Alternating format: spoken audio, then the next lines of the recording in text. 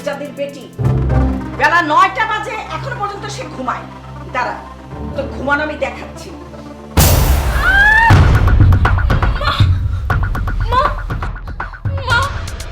আপনি আমার সাথে এটা কি করলেন না? আমার হাতটা পুড়িয়ে দিলেন। মা, আমার অনেক জ্বলছে। উফ আল্লাহ, ও আল্লাহ গো। চুপ কর।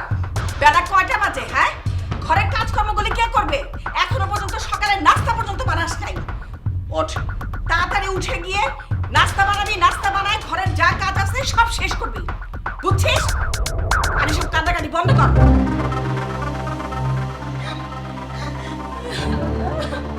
আমার হাতে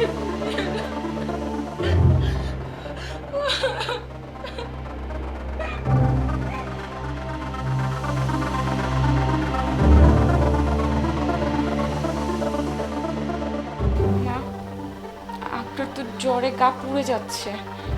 আমি যে আপনাকে নিয়ে এখন কি করি বুঝতেই পারছি না।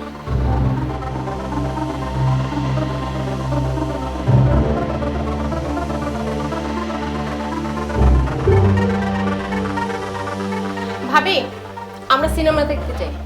সিনেমা দেখতে চাই মানে? মায়ের শরীর এত খারাপ আর তোমরা এখন সিনেমা দেখতে যাচ্ছ? সিনেমাটা আজকে দেখাটা কি খুব জরুরি? মায়ের শরীরটা অনেক খারাপ, মায়ের পাশে আমাদের থাকাটা উচিত। ভাবি, আমি টিকিট অলরেডি কেটে ফেলছি, আর সেই টিকিট কেটে ফেলছি, এখন আমি ছবি দেখবো না, এটা কেমন কথা ভাবি? আর মা অসুস্থ হয়েছে, তাতে আমার কি? মা তো অসুস্থই, তাই না?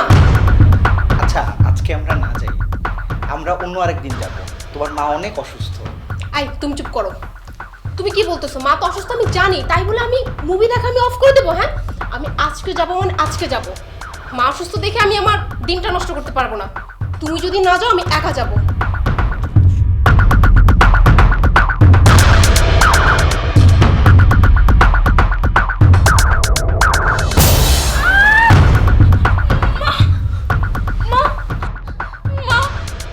আপনি আমার সাথে এটা কি করলেন না? আমার হাতটা পুড়িয়ে দিলেন। বৌমা, নিজের পেটের মেয়ে আমার দিকে একটু তাকিয়েও দেখলো না, অথচ তুমি পরের মেয়ে হয়ে আমার সেবা যত্ন করছো। আমি তোমার এই ঋণ কখনো ভুলবো না বৌমা। তোমার সাথে আমি অনেক খারাপ ব্যবহার করেছি, তুমি আমাকে মাফ করে দিও।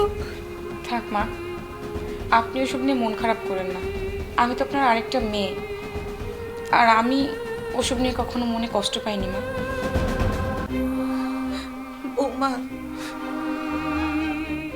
তুমি আজ থেকে আমার নিজের মেয়ে। আমি তোমার সাথে অনেক খারাপ ব্যবহার করেছি। আমি যদি মরে যাই, তুমি আমাকে মাফ করে দিও। মা, এভাবে বলবেন না। আপনি যদি আমার মা আর আমি আপনার মেয়ে, এগুলো বলে আমাকে ছোট করবেন না মা। আপনি কোনো চিন্তা করবেন না, আপনার কিচ্ছু হবে না। আপনি খুব তাড়াতাড়ি সুস্থ হয়ে যাবেন ইনশাল্লাহ।